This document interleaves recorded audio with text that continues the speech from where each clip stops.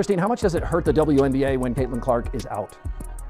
It is devastating to the WNBA when Caitlin Clark is out. The WNBA built a stadium on the shoulders of one young woman, and the moment she went down, you could hear the whole thing start to crack. She didn't crash a car. She didn't get caught in a scandal.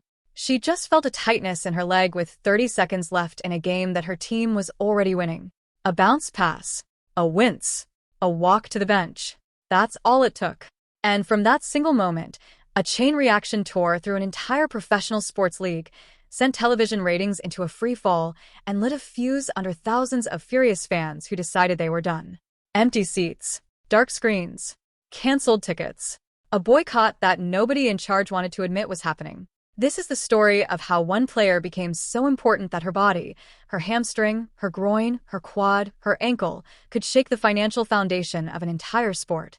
And it's the story of how the people running that sport may have, with their own choices, made everything so much worse. So get comfortable, because to understand how it all fell apart, you have to go back to the beginning, to the girl from Iowa who changed everything. Let's rewind. Before any of the drama, before the boycotts and the angry comment sections and the headlines screaming about a ratings crash, there was just a basketball player, a guard with a ponytail, and a shot that seemed to come from another zip code. Her name was Caitlin Clark, and for 4 years in college, she did something that almost never happens in sports. She made people who didn't care about women's basketball suddenly care about women's basketball. You have to understand what she was in college to understand the panic that came later. She wasn't just good. She was a phenomenon. She launched shots from distances that made grown analysts gasp. She passed the ball like she had eyes in the back of her head. And she scored. Oh, she scored. By the time her college career was over, she had become the all-time leading scorer in major college basketball history. Not the women's record. The record. Period. More than any man, any woman, anyone who had ever laced up sneakers at that level. And here's the part that mattered most to the people counting the money. People watched. Television audiences for women's college basketball, a sport that for decades had been treated like an afterthought, suddenly exploded. Her championship games were pulling in numbers that beat men's games. They beat baseball. They beat hockey playoffs. Networks couldn't believe what they were seeing. A whole new kind of fan was showing up. Dads and daughters, casual viewers, people who had never bought a ticket to a women's game in their lives, and they were all there for one reason. They were there for her. So when she finished college and got ready to turn professional, the WNBA knew exactly what was about to land in its lap. A gift. A once-in-a-generation gift wrapped in a number 22 jersey. She was the first overall pick in the draft. And that draft, the one where her name got called, pulled in record-shattering numbers. Around 2.5 million viewers tuned in just to watch college players find out which team they'd join. That had never happened before. Not even close. The league had spent decades clawing for attention, scraping by, surviving on the financial life support of its bigger, richer cousin, the men's league. And now, out of nowhere, here was a young woman who could make millions of people stop scrolling and start watching. Her rookie season delivered on every promise. She played every single game. She didn't miss a beat. She averaged big numbers, dropped jaw-dropping highlights, and most importantly, she dragged eyeballs to the sport like a magnet. Games she played in became must-watch television. The arenas she visited sold out, some teams even moving their home games to bigger stadiums just to fit the crowds that came to see her on the road. Other players started noticing the bump too. When Clark came to town, the whole circus came with her, and suddenly everyone got a little more attention, a little more money, a little more spotlight. She won Rookie of the Year. The league had its new face. The future looked impossibly bright. And the numbers backed it up. She was personally involved in the overwhelming majority of the games that pulled in over 1 million viewers that year. Think about that. Out of all the games across the entire league that hit that magic million mark, almost every single one of them had her in it. She wasn't just a star. She was, statistically, the reason people were tuning in at all. And that's where the danger was hiding, even if nobody wanted to say it out loud. Because when one person becomes that important to an entire business, you have a problem you don't see until it's too late. You've built your house on a single beam, and if that beam ever cracks, well, the whole roof comes down. Which brings us to her second season, the one that was supposed to be even bigger. The one where she would cement her place as the queen of the sport and carry the league to brand new heights. Instead, it became a nightmare. It started small. So small that nobody worried. During training camp, before the real games even began, she felt some tightness in her left quad. A little muscle thing. Players deal with those all the time. No big deal, everyone said. She'd be fine. She opened the season looking like herself. In her very first game, she did something almost unheard of, a triple-double, hitting double digits in 3 different categories. The crowd roared.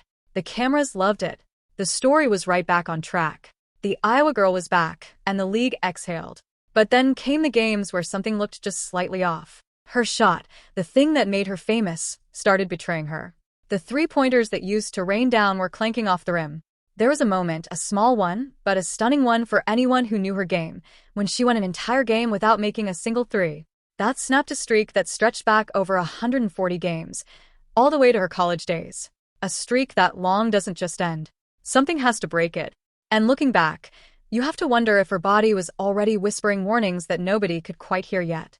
Then the whisper became a shout. Late in May, in a tight loss, she strained that left quad. Not the little training camp tightness this time. A real strain. The kind that sidelines you. The team announced she'd be out, maybe a couple of weeks. Fans groaned, but stayed calm. 2 weeks. They could handle 2 weeks. And this is the exact moment the ground started to move under the league's feet. Because the second she stopped playing, the people whose entire job is to measure who's watching television started seeing something terrifying. The numbers didn't just dip. They didn't just soften. They collapsed. The data came in and it was brutal. Nationally televised games across the league dropped by more than half, 55%, during the stretch she was hurt. Let that sink in. More than half of the audience simply vanished. Gone. Turned off the TV, changed the channel, went outside, did literally anything else. And for her own team specifically, the team that had built its entire identity around her, the national TV numbers fell by 53%. The games that used to pull in around 1.8 million viewers were now scraping by with around 800,000. One analyst put it in a way that was almost shocking in its bluntness. He said that, roughly speaking, her presence, or the lack of it, was worth over half the entire television value of the league and her franchise. Half. One human being, one player, accounting for half of what made people tune in. That's not a star. That's a foundation. And the foundation was now lying on a trainer's table with ice on her leg. The league tried to spin it, of course. They pointed out that some of the games during her injury aired on smaller networks, that the comparisons weren't perfectly clean, that one game against a big rival still drew a strong audience. And there was some truth to that. But the overall picture was undeniable to anyone willing to look at it honestly. When she played, people watched. When she didn't, they left. And here's where the story takes a turn that made the fans go from worried to genuinely angry. Because while all of this was happening, while their favorite player was getting hurt over and over, while the league was watching its golden goose limp toward the sideline, the people in charge made a series of decisions that the fan base found absolutely baffling. Decisions that, in the eyes of many supporters, showed that the league either didn't understand what it had, or didn't care to protect it. For one thing, the games had gotten physical. Really physical. From the moment she entered the league, opponents seemed to play her harder, rougher, more aggressively than anyone else on the floor. Bumps, shoves, hard fouls, bodies thrown into her on screens. Some of her own teammates noticed it and said so out loud that the intensity aimed at her was different, that defenders came at her with something extra, something they credited to just how big she'd become. When you're the biggest target in the sport, everybody wants to be the one who knocks you down. And fans watched their star absorb hit after hit, game after game, and they started asking a question that would soon become a battle cry. Why isn't anybody protecting her? It got worse.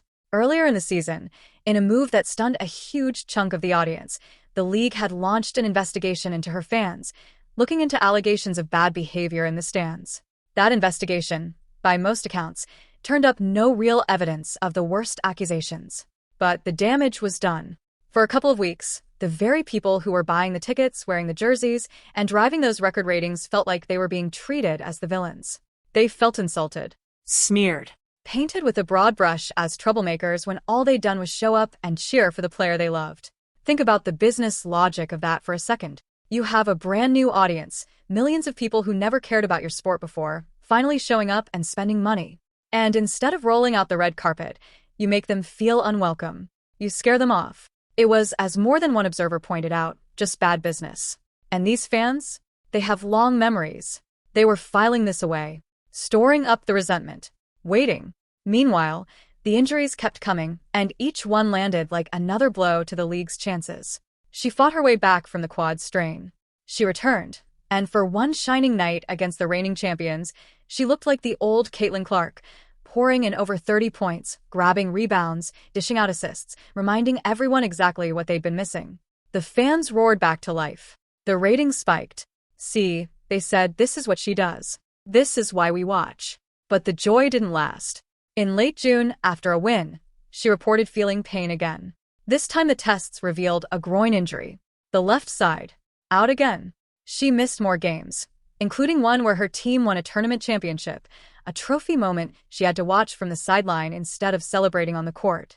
She came back in early July, played 4 games in a single week. And it was during that stretch in that game against the Connecticut Sun that the moment we started with finally arrived. Less than a minute left. Her team comfortably ahead. A simple bounce pass to a teammate. And then the discomfort in her lower body, the right groin this time. She finished the game with solid numbers. Points, rebounds, assists, a steal, but the damage was done. That was it.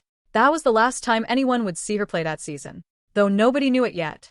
This was now the 4th separate muscle injury of the year. 4. A quad, a groin, another groin, and the body of a player who had, in her entire college and rookie career, never missed a single game. Not one. She had been the picture of durability, the workhorse who always showed up. And now, in the span of one summer, she was breaking down piece by piece, muscle by muscle. And the timing could not have been worse for the league. Because the biggest showcase event of the season was about to happen, and it was happening in her city. The All-Star Game. The mid-season celebration where the best players gather, the cameras roll, and the league puts its very best foot forward. And this year, it was being held right there in Indianapolis, her home arena, her town. It was supposed to be her coronation, her party. The whole event practically designed around her presence. Instead, she couldn't play. She was ruled out. She sat on the sideline of her own celebration, watching, smiling for the cameras, but unable to do the one thing the whole world wanted to see her do. And the audience responded exactly the way you'd expect by now.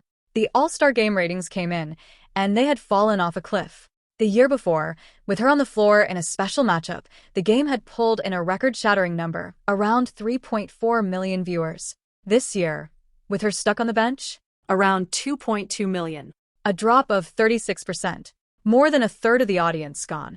And remember, this was still considered one of the most watched versions of the game ever, which tells you just how high she had lifted the ceiling in the first place. But the trend was unmistakable, and everyone could see it. The story was the same everywhere you looked. Take her off the court, and the people walk away. The pattern showed up in event after event. The draft that year, the one without her as the headline attraction, dropped from its record of around 2.4 million all the way down to around 1.25 million. Cut almost in half. Everywhere her gravity used to pull people in, the absence of that gravity let them drift away. And now, the fans had finally had enough. The resentment that had been building all season, the physical hits she absorbed, the feeling that the league wasn't protecting her, the insult of being investigated and branded as problems, all of it boiled over into something the league had never really faced before. A boycott. It started in the comment sections and the social media posts and the fan forums, but it spread fast and it spread loud. The message was simple and it was furious. No Clark, no support. Fans began posting their own versions of injury reports, joking that they too would be out for the next game, that their attendance was questionable, that they'd be sitting this one out on the bench right alongside their hero. They said it plainly. If she's not playing, we're not watching. We're not buying tickets. We're not turning on the TV. Some said it freed up their whole weekend. Some said they were disgusted. Some said the team and the league should feel the cost, financially, painfully, for failing to protect the player who had given them everything. And the wild part is, it started to actually show up in the real world. Reports came in of games with thousands of tickets still available, the kind of empty seats that had been unthinkable when she was healthy and playing. People looked at the seating maps online and saw oceans of open blue, unsold spots scattered all across the arenas. Thousands of empty seats. The same buildings that had been packed to the rafters, that some teams had moved to bigger venues just to accommodate, were now staring at the possibility of half-empty stands. The fans were making good on the threat. They were voting with their wallets and their remote controls. And there was a bitter edge to a lot of it, a sense of "we told you so." Plenty of people said they'd watch the ratings crater and call it justice. Karma, they called it. For the way the league had treated her, for the way it had treated them, they were almost happy to watch the whole thing struggle. "We came for the Iowa girl," they said. "She's the reason we showed up." And if you won't take care of her, we won't show up for you. It put the league in an impossible position. Because how do you respond to that? You can't force people to watch. You can't make them buy tickets. And you certainly can't manufacture another Caitlin Clark out of thin air. The thing that made her so valuable, that singular, irreplaceable gravity, was the exact same thing that made losing her so catastrophic.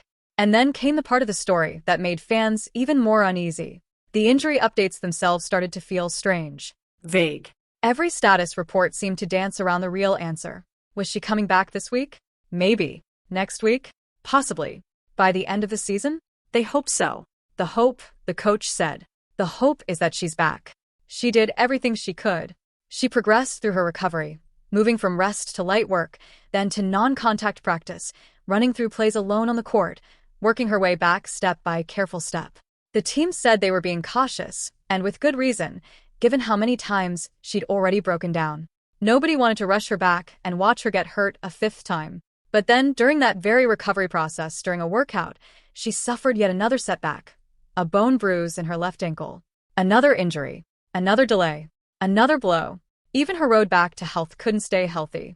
And, to a suspicious fanbase, those endlessly vague updates started to look like something other than caution. Some began to wonder if the constant "she might be back soon" messaging was less about honest medical transparency and more about something colder. Keeping hope alive. Keeping fans from canceling their tickets. Keeping people tuning in just in case this was the night she returned. Dangling the possibility of her comeback like a carrot, because the moment everyone accepted she was truly done, the last reason for the casual millions to stick around would evaporate completely.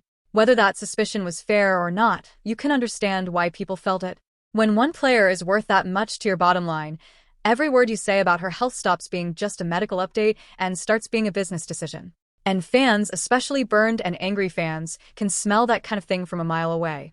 Finally, the moment everyone had been dreading arrived. The team made the announcement. Her season was over. She would not play another game that year. The start-and-stop nightmare, the 4 muscle injuries, the bone bruise, the months of careful rehab, all of it ended not with a triumphant return, but with a quiet, painful confirmation that there would be no return at all. 13 games. That's all she played that entire season. 13. For a player who had never missed a single game in her life before that year, who had been the Iron Woman foundation of her sport, it was a stunning, almost unbelievable collapse. A disaster, plain and simple, for her teammates, for her organization, and for the entire league that had bet its future on her. And now the league faced the scariest part of all. The playoffs were coming. The postseason. The time of year when the stakes are highest, when the drama is richest, when the ratings should climb to their peak. The year before, her presence in the playoffs had driven enormous numbers. One playoff game had peaked at around 2.5 million viewers. The championship series had averaged well over 1 million. But this year, she'd be watching from the bench, in regular clothes, a spectator at the tournament she was supposed to dominate. The league braced itself for the impact, knowing that the casual fans, the millions who had only ever tuned in for her, had no reason left to watch. And worse, after the way those fans had been treated, after the boycott, after the resentment, there was no guarantee they'd ever come stampeding back, even when she eventually returned. Now, here's where I have to be honest with you, because the truth is more complicated and more interesting than just everything collapsed. Because something surprising happened underneath all that drama. When the dust settled and the full season's numbers were finally tallied up, the league as a whole didn't actually crater the way those scary mid-season snapshots suggested it might. In fact, by some measures, the league had its most-watched regular season in nearly 3 decades. Average viewership across nationally televised games actually went up a little compared to the year before. Some networks posted double-digit gains. The playoffs delivered record viewership for one of the major broadcasters. The championship series pulled in strong numbers, nearly matching the previous year. Attendance grew. Sponsorship money grew. The value of the teams kept climbing. So how do you square that with everything I just told you? How can the ratings have crashed by 55% during her injury, and yet the whole season ends up being one of the most watched ever? And that, right there, is the most fascinating and most important part of this entire story. Here's what it tells us. The 55% crash was real, but it was a crash from the towering, impossible heights that she herself had built. When she played, the numbers shot up into the stratosphere, into territory the league had never seen before. When she sat, they fell back toward what the league used to be before she arrived. The collapse wasn't the league dying. It was the league being reminded, painfully and publicly, of how small it used to be without her, and how enormous she had made it. In other words, both things are true at the same time. The league is bigger and healthier than it's ever been. And it is also more dangerously dependent on one single human being than any major sports league has any right to be. She didn't just raise the ceiling. She became the ceiling. And every time her body gave out, the entire sport got a terrifying preview of what life without her might look like, a return to the days some fans bitterly remembered, the days of a few thousand people scattered in a half-empty arena. That's the tightrope the league is walking now. They have this once-in-a-generation talent who can summon millions of viewers out of thin air. But she is human. She gets hurt. She has a body that, as that brutal season proved, can break down without warning again and again. And they have a fan base that adores her so fiercely that they'll boycott the entire enterprise the moment they feel she's being mistreated. So the league is left with a set of impossible questions. How do you protect a player when the physicality aimed at her is part of what makes the game so intense and watchable? How do you build a sport that can survive without leaning entirely on one woman's hamstrings and groin and ankles? How do you win back the trust of fans you accidentally insulted, fans who showed you they're willing to turn you off in protest? And how do you manage the simple, terrifying math that one person might be worth half of everything you've built? She came back eventually, of course. After that lost season, she returned to the court, working through the mental challenge of trusting a body that had betrayed her so many times. She admitted it openly, that coming back from so many soft tissue injuries was a real mental battle, that her confidence could go up and down even when everyone expected her to be a rock. And even in her return, the caution remained. A sore back here, a missed game there, the team and the player both clearly haunted by the memory of that broken season, both determined never to live through it again. But the lesson of that injury, that boycott, that ratings roller coaster, hangs over everything now. It exposed a truth that the league would probably rather keep hidden. The curtain got ripped down. For one painful summer, everyone got to see exactly how the magic trick worked and exactly how fragile it really was. Because in the end, this was never really just a story about a pulled muscle or a TV rating. It was a story about dependence, about what happens when an entire institution pins its hopes, its money, its momentum, and its very identity onto the shoulders of a single young woman. When she rises, they all rise with her, higher than they ever dreamed. But when she falls, even for a moment, they all hold their breath and pray the whole thing doesn't come crashing down with her. And that's the strange, fragile, fascinating place the sport finds itself today. Bigger than ever, more popular than ever, more valuable than ever, and yet, somehow, more vulnerable than ever. Balanced on the health of one player's body, the loyalty of one player's fans, and the hope, quietly whispered by everyone who depends on her, that the next bounce pass doesn't end with another walk to the bench. Because they all learned the same lesson that season the hard way. They learned exactly how much they need her. And deep down, you have to wonder if that knowledge scares them more than any rating ever could. She felt a tightness in her leg with 30 seconds left in a game her team had already won. A bounce pass, a wince, a walk to the bench. And the whole sport held its breath. It still hasn't fully exhaled.